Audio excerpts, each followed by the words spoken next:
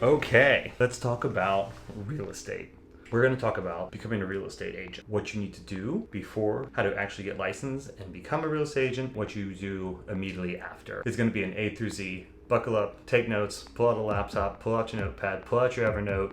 First of all, a quick who am I? My family's been in real estate for 3 generations, so I've gotten to see how it worked back then and how it works now. There's the old school versus new school. I started off as an agent in 2013, sold properties on behalf of clients for years and years and years, and then I got into flipping. I do about 15 flips a year. I have a mixture of Airbnbs and long-term rentals. We're going to talk about investing in another video. So click on that or skip to the end and watch that. This is about becoming a real estate agent and making money. So let's just assume we're coming from a place where we don't have a lot of money to start off with. We are going to go into the business as an agent to represent buyers and sellers. First thing you need to do, sign up for a real estate school. The world being how it is today, most of these things are going to be virtual. There were some states before the pandemic that did not allow virtual. There's a couple links in the description that I would recommend. Honestly, from my own personal opinion, all of it's pretty much the same. The price of those schools should be anywhere around $99 to $300, maybe a little bit more. So you'll get your coursework, maybe an outline, learn it all, of course. So I would take strong notice of agency law and contract law. In South Carolina, Georgia, the time requirements of getting licensed is 65 to 85 hours. Texas is 180 and California is 135. Some courses, since it's online, won't allow you to rush it. I know in California, you have to be in your online course for 18 days, no matter how quickly you finish with all the modules. You go on and you take the test. And you take the test through the official licensing board of your state. People give 99% of their attention to passing the test because they're scared they won't pass it. And then when they come out, they realize that they forgot another massive part of the real estate business. Or maybe they didn't even know that there was another massive part of the real estate business. Through the licensing board of your state, you take a test. That test is a state test and a national test. You can fail one and pass the other, and it's still a fail. I failed the state test twice. Check your local state laws and rules and regulations. You're allowed to take it to a point where you pass it. Don't be intimidated, don't be too scared. Fail and you have test anxiety, you'll be able to take it again. A lot of people that I have spoken to have been really surprised. They go through school and they come out. They feel grossly underprepared for the real estate world. Let's set the scene a little bit. Think of real estate in general as a restaurant. And what real estate school teaches you, it teaches you how to cook a dish. It's almost like a culinary school within that metaphor. So it teaches you how to create your service. What it doesn't teach you is how to market your service. Now that is huge. There'll be a certain amount of time before the board sends you your real estate license. Now it might be in email form, it might be in physical form. I think they still give physical forms. I know I had a real estate card somewhere and then I lost it. I need to find mine. Let's talk about brokerages. When you get out of real estate school, you have to sign up to a brokerage. This is where it gets very interesting and a little tricky. Each brokerage has a different commission split. Hang your license with them. I remember back in the day, my grandparents had a brokerage and they would actually have people's licenses and they would hang them on a wall and tack them up. So you still call it hanging your license. A real estate agent or an agent is what you become when you get your license. The Realtor PAC, PAC, is what represents realtors as a group in Washington and on their state and local levels in order to get favorable laws passed. Most brokerages, when you hang your license with them, you have to be a realtor. It'll actually cost you more money not to be a realtor than it is to be a realtor. Most brokerages, though, wrap that up into the fees that they charge and will pay that on your behalf. There's also a set of rules and codes and pledges and codes of conduct that you sign up for when you do become a realtor. They give you a little bit of pitch when you're in school that the R gives you some sort of validity and stuff like that. I've never seen any client even know or notice the difference. Let's talk about brokerage splits. A big nationwide company does a cap out split. So you sign on in exchange of you giving 30% of your commission. They will provide you with a website, DocuSign, a program, get your contracts signed, and maybe a few other peripheral things. Most brokerages do not provide anything else than structural and infrastructure type things. Thinking you're gonna come out of real estate school and walk into having clients by signing up to a brokerage, at least nationwide, that will not happen. And that is something to ask brokerages if they have leads and if they give you leads. This is a rarity in my case that I found that they do give you leads. Because when you sign up for a brokerage for giving up 30% of your commission to be there, you need to ask why. Let's say you sell $5 million in your first year and you get 3% of that. That is $150,000. Of that $150,000, 30% of that will be $45,000. $45,000 for basically just allowing you to hang your license there. Brokerages do other things. Brokerages do protect you from liability. Errors and omissions insurance is something that most brokerages, at least the nationwide ones, will require you to have. So this is a really crucial point. Real estate school gives you the license and the opportunity to practice real estate. And then a broker in charge will validate you and will take you on and will supervise you in transacting of real estate. You're looking around and you're deciding which brokerage to go to. There's a lot of brokerages that you can just pay a monthly fee of, let's say, $200 plus your errors and omissions insurance, plus your realtor pack fees, and one other thing, MLS access. Now your local MLSs will charge quarterly dues, somewhere between $125 to $175 I've seen, maybe more, maybe less. Holding your licenses, holding all your proper insurances, and being a realtor can cost you around $1,500 to $2,500 a year just holding on to that without even having your license hung somewhere. What some people do if they cannot afford a monthly fee or do not want to sign on to basically a stripped down version of the brokerage where you only have to pay $200 or $300 or $100 a month, they'll say, okay, well, in exchange for me not having to pay you $200 a month, for me just hanging my license there, I will give you 20% of all my commissions or something like that. Each brokerage has a different business model. You get paid by commission, and it's usually anywhere between 2% and 3%. It's under you and your brokerage's discretion, but it's not really under your discretion because the broker in charge, the BIC, the HBIC, technically owns your listing.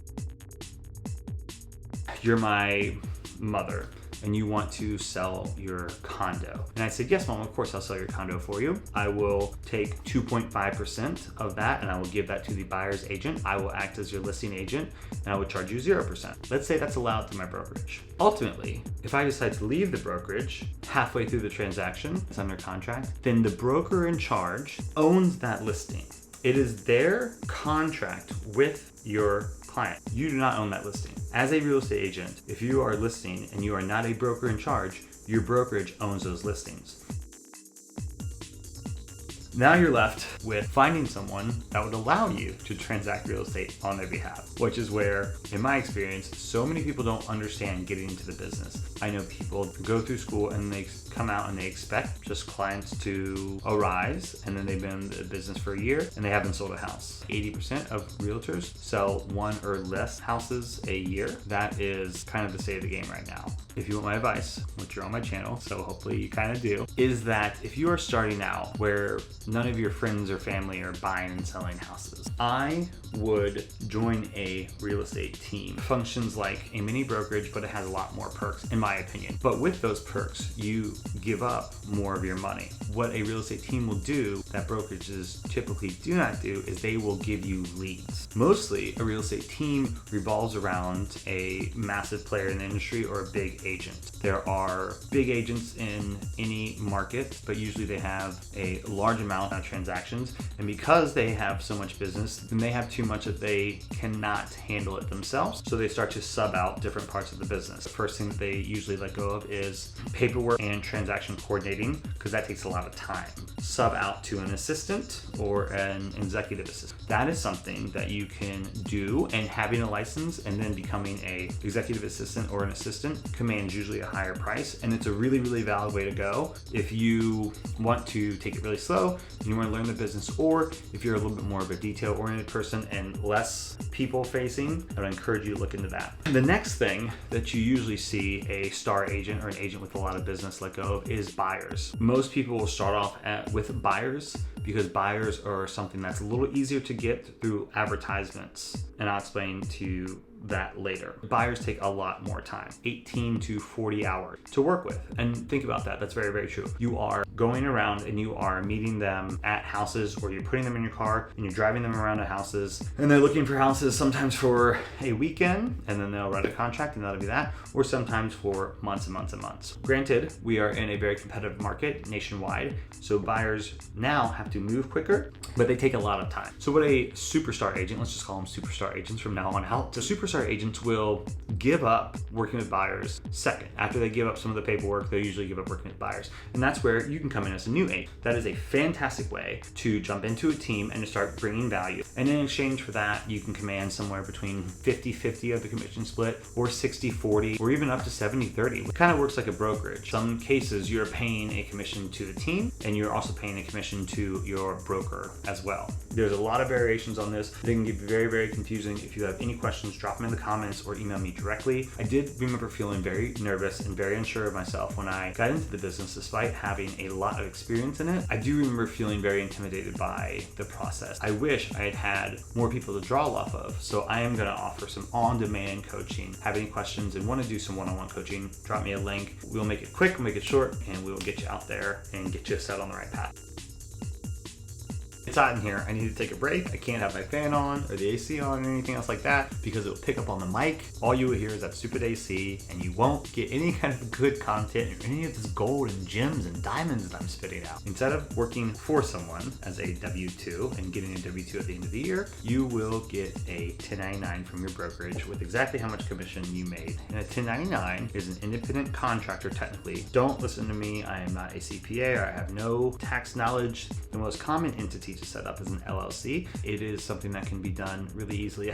I saw this person online, and I think she's really crushing it on her platform, but she was talking about how over her year plan, one of her big year goals is to make an LLC. I'm like, babe, you can go online and do that in about 2 seconds. What gets complicated with LLC functions and structures is when you have someone else. You can get your operating agreements, you can do all that stuff online, and you can upload it and call it a day. Get your LLC set up, get your business set up, because it's going to be very, very important. And why it's so important, let's say you are 1-2 years down the line in this business and you want to start buying houses for yourself or buying investment properties, and you want to take out a loan for that. If you have not filed your tax returns for 2 years for your LLC, you're not going to be able to get an FHA loan. Get your specific business checking account. You can just Google business checking account, run everything through there, so you have a massive division between your personal and your business expenses, just in case you get audited. You can write off meals, entertainment, you can write off travel, you can write off certain cars, you can write off mileage, you can write off certain parts of your house. I remember my grandfather used to flip it over, and it was the who, what, when, where, and why, and he would do and write that on the back of the receipt. That sounds like too much for me. No thank you, but I will take a picture of a receipt. I even think that's a little too old school. It's nice to have a picture in case you do get audited, and you can say, okay, here's a picture. I got into the business when I was 25, 24, 25.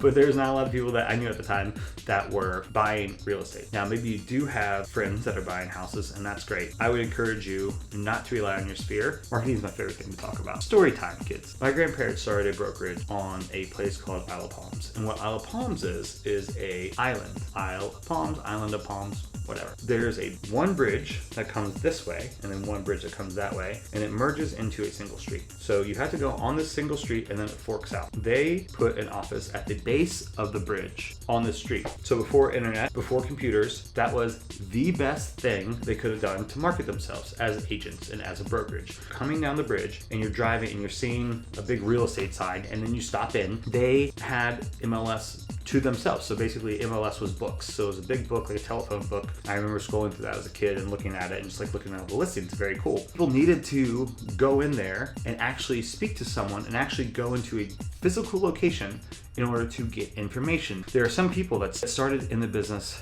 during that environment, and they have a whole different view of the business than how it's ran now. If they're not up to date, they will still have this old school mindset where they tell you to take some office duty, sit in the office and wait for someone to walk in. No one does that anymore. Go to where the buyers and sellers are, which is online, or some other methods. I'll get into some of my favorite methods. Let's take a quick sidestep and talk about competition's barrier of entries. The barrier of entry really in real estate is your time. So your 65 hours, your 180 hours, or your 95 hours, or whatever it is. That is really the only barrier of entry. Basically, anybody could become a real estate agent or a realtor. So you have an incredible amount of competition. Over the course of the years, where real estate has become a very, very popular business, the competition has just gotten more and more intense. These things are not something that's talked about, but they're very, very real. If I were coming into the business today, I would join a team. I would join a team, pay whatever you had to of your commission split to get it, or just make sure they give you enough leads to make it worth it. I would interview other people on the team, ask for references of the team. Remember, you're interviewing them as much as they're interviewing you. You do not only think that you're lucky to be on the team because they're lucky to have you too. So nowadays, your geography doesn't matter as much, and you have to be online. That is the new geographic space that you need to capitalize. That is the new office at the base of the bridge you need to capitalize. Lots of people had a lot of success with Google SEO or Google Ads. What they would do is they would rank for certain keywords that were online. So let's just say I'm looking for a house, and then 3 promoted posts would come up, 3 search bar results, and then the organic post would come up. That is a very saturated thing. SEO has been saturated for years and years and years, and then Google Ads have just gotten more and more pricey. You can still make them more, but it's really, really competitive. It's very, very expensive. There's also Facebook. We had a lot of success in Facebook in the business I created, and we ran a lot of different multiple campaigns. The common thing online is that you will find a lot more buyers online than you will sellers, and sellers is a whole different ballgame. Also, an old school method that people still try to do, I've seen a massive decline in the popularity of this and the success of this, is calling expired listing. Expired listing is when something's been on the market and then it falls off the market. That day of, a lot of people will call expired listings to try to get it back. Now you don't see that much anymore because it's been such a bull market. It has been a bull market for over 60 months, over 5 years. Expired listings is something that a lot of people do and look at. Open houses are still a very, very valid way to get business. There are podcasts like Super Agents Live and Bigger Pockets. I would recommend Super Agents Live. Whole episode about open houses. I think it's an underserved marketing platform right now. A lot of people aren't doing open houses, and I think open houses work for you. Cold calling. Cold calling is massive, and I have a lot of experience with that. I really enjoyed it. You have to be careful with the do not call list. You do not want to annoy people, but there's a lot of tips and tricks and strategies for cold calling. That is a great way to start your business. Find the right list and the right people to contact. Door knocking is something that we used to do when we got into the business. We would go and we'd knock on doors and we'd hand out pamphlets and say hello and stuff like that. I think it netted us a couple sales. A lot of people do direct mail and postcards. It is expensive and you have to do a lot of it to make it work. But I would encourage rental. Rentals are something that instead of paying 3% commission, you will probably get, let's just say you're in South Carolina, you get somewhere between $100, maybe the first month's rent amount as a commission. Bigger cities, it can be a lot more, and people can have whole careers and businesses off of doing rentals. That is a very, very valid path. That is a lot of hustle and it will take a lot of work. The general rule of thumb, it will take about 6 months to a year to really get your first checks coming in. Let's go through a typical process of taking a client from starting looking to close. Let's say you're working with a buyer. Your friend comes to you and they say, Steven, you are so good at real estate. Thank you. You are so handsome. Thank you. And I just have to work with you. Thank you. Say yes, of course. How much do I pay you? The client asks. And you say to them, oh, Susan, you pay me nothing. I get paid from the seller of the property. Typically, it's 6% that the seller will give out. They'll give 3% to their listing agent, and they'll give 3% to the co-oping agent. So let's say me and Susan go out and we're driving around for 18 hours, and then Susan wants to put down an offer on one of the houses that you saw. So then I'll call the agent. I'll say, hey, agent, do you have any offers on your home? In this example, let's just say they say no. Say, great. And then I go to Susan and say, okay, Susan, this is the contract. Let's write this up and send it over to them. Draw up the offer, write up the contract, and then I send it to the listing agent. The listing agent comes back to me and says, where's Susan's proof of funds? A lot of people, especially when they're new, will work with a buyer without getting a pre-approval letter or a proof of funds. Proof of funds showing that they have X amount of money that they are determining to spend on a property in their bank account. If they're looking to finance it, you need to make sure that they can actually finance something. I do not work with people that do not have proof of funds because I've wasted my time by showing properties for days and days and days just for my client to apply for financing and not be able to get financing. If you get a client and they do not have a pre-approval letter from their mortgage broker or bank, you need to make sure they get it, and you need to guide them through the process. Usually they just call their local bank or wherever they do their banking, or they call their mortgage broker. That pre-approval letter will come of one of two ways. It'll come from the mortgage broker or the bank or institution that's lending them the money, and it will say approved for up to X amount. Now, I get a different pre-approval letter per house that we're offering, because let's say Susie can afford a $350,000 house, but we are looking at a $225,000 house. I do not want the listing agent to know that Susie can pay for a $300,000 house. So you slide your offer in, and this works different state by state, but this is just a typical overview, just so you know. Now, Susie will either have an FHA loan, a USDA loan, VA loan, conventional loan, or jumbo loan. Really quick overview. FHA loan, Susie puts down 3.5%. They have private mortgage insurance because Fannie Mae and Freddie Mac is taking a risk. Very great first-time home buyer loan. And it is fantastic when it comes to real estate investing because you can buy a multifamily with an FHA. And that is something that everyone should do. We'll get into that in the next video, so click over there about getting started in real estate investing your first year. The conventional loan, there's not the same hoops that you have to jump through for FHA. General, easier loan to work with. A VA loan, there's definitely some structural things that you have to clear with the VA before they allow that loan to go through. A USDA, which is something you see in more rural lands, in South Carolina, Georgia, Alabama, some of the South, some of the Midwest, you'll see USDAs. There's actually a USDA map, but lots of listing agents don't even know a home can go USDA. So if you're thinking that there's a lot of land around, or if you're in some sort of rural community, check your USDA maps, because the USDA loan is a fantastic loan to get. The listing agent comes back and says yes, that they will accept your offer. You say, okay, great. Then you have some sort of earnest money that your client writes, let's say $500 in this case, and then that goes into an escrow account in South Carolina. It works differently other places. It would go to an attorney, because you have to pick which closing attorney you want to use. Sometimes buyer and the seller will pick the same one. It makes coordination a little easier. And so the earnest money will go where it needs to go, to the attorneys, and then you will schedule an inspection. You have an inspection period in the contract, get it inspected, and then the inspection report comes back, and the buyer can ask for certain things, and that is another point of negotiation. A lot of things fall apart in inspection. As soon as the buyer and seller sign off, then it's considered ratified. You have a ratified contract. Then you have to submit it to the attorneys, you have to submit it to your brokerage, and then you schedule the appraisal. And then the appraisal will usually come from the mortgage company, and the mortgage company will get an appraisal just to make sure that what they're lending is within the realm of how much it is. It's a little difficult nowadays because the prices of houses are crazy, that things are going over appraisals, and if it doesn't appraise, there's a difference in the amount of money. The client has to bring that money to the table, and the mortgage is not going to cover it. And then 30 days later, you're in touch with the client's mortgage broker and the client.